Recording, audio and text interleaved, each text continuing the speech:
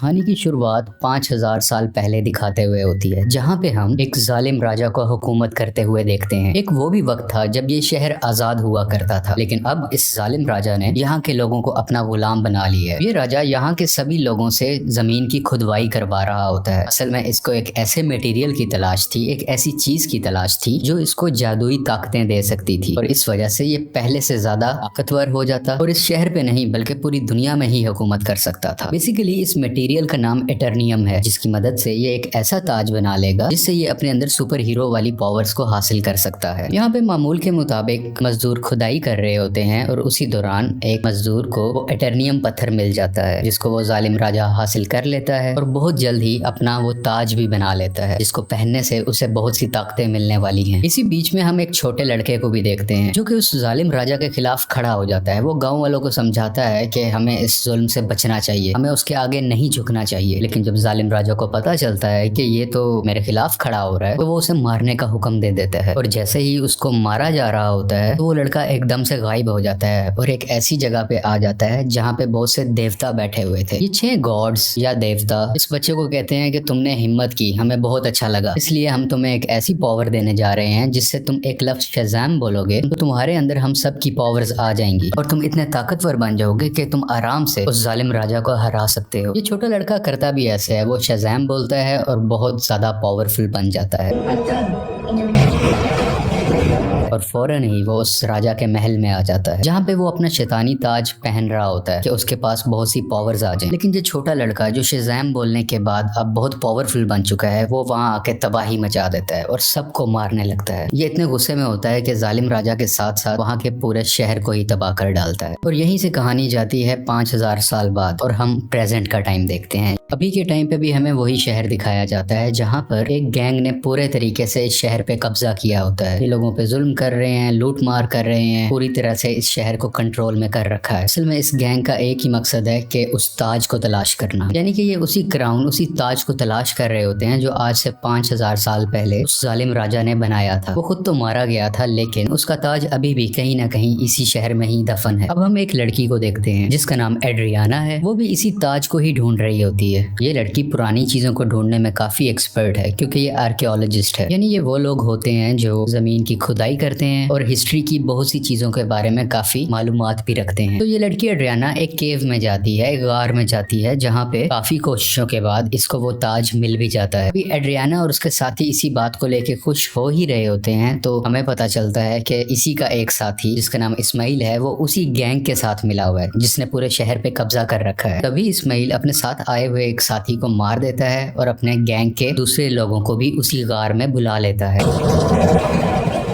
अब लोग इसकी तरफ गन पॉइंट करते हैं और उसे कहते हैं कि एड्रियाना हमें तुम वो ताज दे दो। तभी ये लड़की नीचे देखती है और वहाँ पे कुछ वर्ड्स लिखे होते हैं। जब ये उसे पढ़ती है तो इसके मुंह से निकल जाता है शज़ाम। ये लफ्ज बोलते ही वहाँ पे ब्लैक एडम आ जाता है और वहाँ पे आए हुए सब गुंडों को मारने लगता है। इतना मारता है कि वहाँ पे कोई भी नहीं बच पाता। जबकि रही बात इस्माइल की, जो गुंडों के साथ मिला हुआ था, वो वहाँ पे मरने का नाटक करता है, इसलिए उसकी जान यहाँ पे बच जाती है। क्योंकि एड्रियाना ने ब्लैक एडम को जिंदा किया होता है, दोबारा से जगाया होता है, वो उसको कुछ भी नहीं कहता। अभी ब्लैक एडम वहीं पर होता है कि गैंग के कुछ और लोग आ जाते हैं और उस पर एक स्पेशल वेपन से अटैक करते हैं। ये वेपन उसी एटर्नियम मटेरियल से बना होता है जिसकी मदद से वो ताज भी बना था। और जैसे ही ये मिसाइल ब्लैक एडम को लगता है तो उसे वाकई दर्द महसूस होती है। ब्लैक एडम उस मारने वाले गुंडे की तो जान ले लेता है, लेकिन उस रॉकेट या उस छोटे से मिसाइल के लगने की वजह से खुद भी बेहोश हो जाता है। तो हमें यहाँ पे ये पता चलता है कि एटर्नियम ऐसा मटेरियल है जो ब्लैक एडम की कमजोरी है और इसी मटेरियल से ब्लैक एडम को मारा भी जा सकता है। तो ये देखते हुए एड्रियाना काफी परेशान हो जाती है और वो ब्लैक एडम को अपने घर ले जाती है। जैसे ही ब्लैक एडम को होश आता है तो वो यहाँ पे एड्रियाना के बेटे से मिलता है। ये बच्चा ब्लैक एडम को कहता है कि आप 5000 साल से उस गार के अंदर बंद थे, अब क्योंकि हमारा शहर गुलामी बसर कर रहा है, वो गैंग हमें जीने नहीं दे रहा, तो आप हमारे लिए एक मसीहा बन के आए हो, आप ही हमारे शहर को उस गैंग से बचाओगे। ब्लैक एडम को यहाँ पे कोई फर्क नहीं पड़ता। वो कहता है कि आज से 5000 साल पहले ये मेरा शहर हुआ करता था, अब यहाँ पे सब कुछ बदल चुका है, तो इस शहर को बचाने के लिए मैं रिस्पॉन्सिबल नहीं हूँ। मुझे इस शहर और यहाँ के लोगों से कोई मतलब नहीं है। और ये बात कहते ही वो घर से बाहर आ जाता है और शहर में फिरने लगता है और शहर को देखने लगता है। इसके बाद हम एक फीमेल लीडर को देखते हैं जिसका काम इस दुनिया में आने वाले सुपर हीरो और सुपर विलन्स को रोकना होता है। दुनिया में ऐसे हालात रखने होते हैं जिसकी वजह से आम लोगों को कोई मुश्किल ना आए और हमारी जमीन को भी कोई खतरा ना हो। वो यहाँ पे एक सुपर हीरो हॉकमैन से बात कर रही होती हैं। कहती हैं कि ब्लैक एडम अब वापस आ चुका है और उसे अगर रोका ना गया वो पहले की तरह इस बार भी बहुत ज्यादा तबाही मचा सकता है, और वो अगर पागल हो गया, वो गुस्से में आ गया, तो उसको रोकना लगभग नामुमकिन है। हॉकमैन इस चीज के लिए राजी हो जाते हैं और अपनी टीम इकट्ठी करते हैं जिसमें और भी बहुत से सुपर हीरोज शामिल होते हैं और सब मिलकर ब्लैक एडम को पकड़ने के लिए निकल जाते हैं। दूसरी तरफ उस गैंग के कुछ लोग एड्रियाना के घर पहुंच जाते हैं क्योंकि उन्हें पता था वो ताज अभी भी उसी के पास है, तो वो ताज लेने ही गए थे। और जैसे ही वो लोग एड्रियाना की फैमिली पे हमला करने वाले होते हैं तो ब्लैक एडम्स वहां पे उनको बचाता है और उस गैंग के लोगों को एक बार फिर से मार डालता है।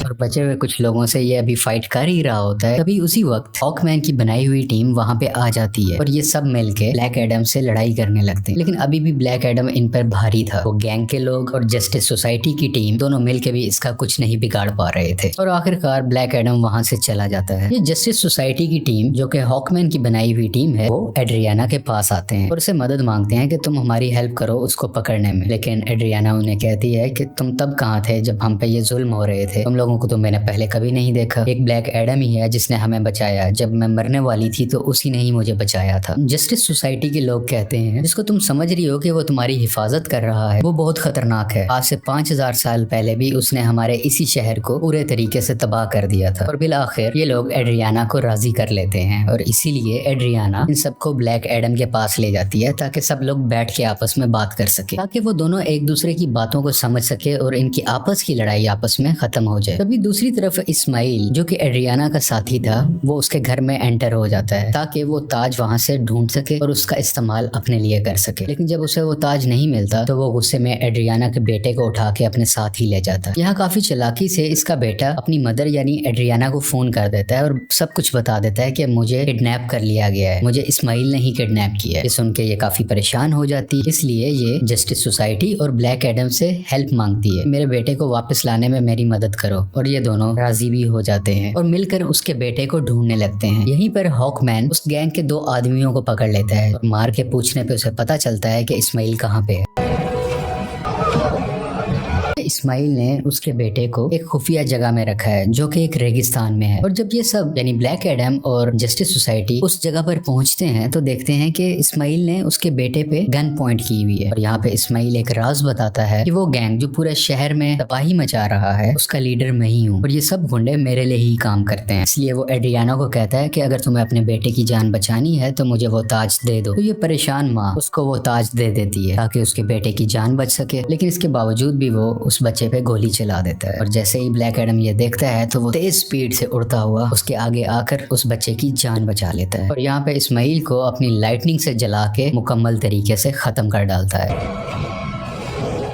यहाँ पे ब्लैक एडम भी हॉकमैन से मिलता है और उसको एक बहुत बड़ा राज बताता है कि आज से 5000 साल पहले वो लड़का जिसने उस जालिम राजा के खिलाफ आवाज उठाई थी वो मैं नहीं था बल्कि वो मेरा बेटा था। और जब जालिम राजा मेरे बेटे को मार रहा था तो वो उसी वक्त वहीं से गायब हो गया था। इस चीज को देखते हुए जालिम राजा को बहुत गुस्सा आया क्योंकि अब वो मेरे बेटे को तो ढूंढ नहीं पा रहा था, तो उसने मुझे मेरे घर वालों को पकड़ लिया और हमें बहुत मारा पीटा। हमें इतने बुरे तरीके से मारा गया कि शायद कोई जानवरों पे भी ऐसा सलूक नहीं करता। देखते ही देखते मेरी वाइफ वहीं पर मारी गई और मैं भी तकरीबन मरने ही वाला था, तभी मेरा बेटा मेरे पास वापस आ गया जिसके पास बहुत सी शक्तियां थी, बहुत सी पावर्स थी और उसने अपनी सारी पावर्स मुझे दे दी। यानी कि अब सारी पावर्स मेरे अंदर आ चुकी थी। अभी हम दोनों बात कर ही रहे थे तभी जालिम राजा के लोगों ने एक बार फिर से हम पे हमला कर दिया। वहाँ पे मैं तो बच गया क्योंकि मेरे पास बहुत सी पावर्स थी, लेकिन मेरा बेटा मेरी आंखों के सामने ही मारा गया। अपने बेटे को मरता हुआ देख के मैं आग बबूला हो गया, यानी मुझे बहुत गुस्सा आ गया और मैंने जालिम राजा और उसके लोगों को तो मार दिया, लेकिन वो पावर्स, वो शक्तियां मेरे काबू में नहीं रही। मैं उन्हें कंट्रोल ही नहीं कर सका और देखते ही देखते ये पूरा शहर मेरे ना चाहते हुए तबाह हो गया।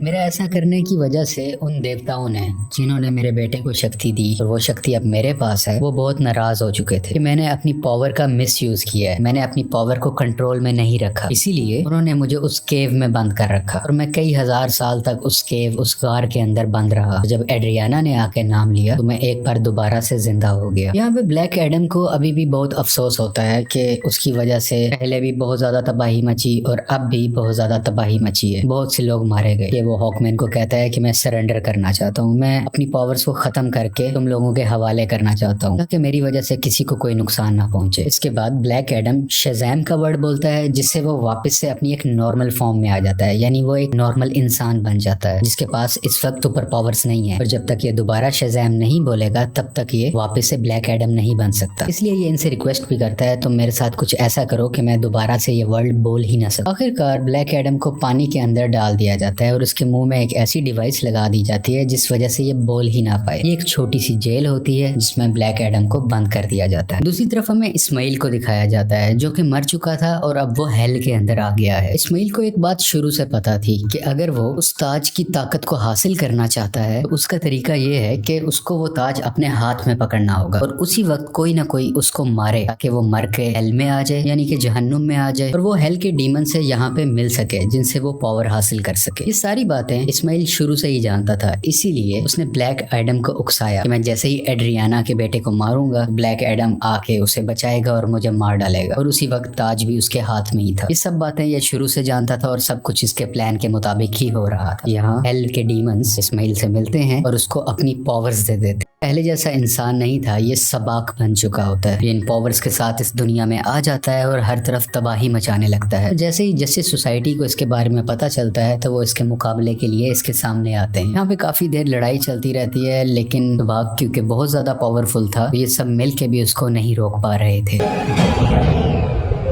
इसी जस्टिस सोसाइटी के एक और टीम मेंबर जिनका नाम डॉक्टर फेट है, वो अपनी मल्टीपल फॉर्म्स में आते हैं, मुख्तलिफ पावर्स का इस्तेमाल करते हुए सबाक को मारने की कोशिश करते हैं, लेकिन फिर भी कामयाब नहीं होते। और बहुत जल्द ये सब समझ जाते हैं कि सबाक को ब्लैक एडम के अलावा और कोई नहीं हरा सकता। इसलिए वो यहाँ पे टेलीपैथी के जरिए ब्लैक एडम से बात करने लगते हैं, को बताते हैं कि हमें तुम्हारी हेल्प की जरूरत है। और ये लोग यहीं से उसकी काफी हेल्प भी करते हैं ताकि वो खुद को आजाद करवा सके। वहाँ से निकलते ही वहाँ के कुछ सोल्जर्स को मारता है,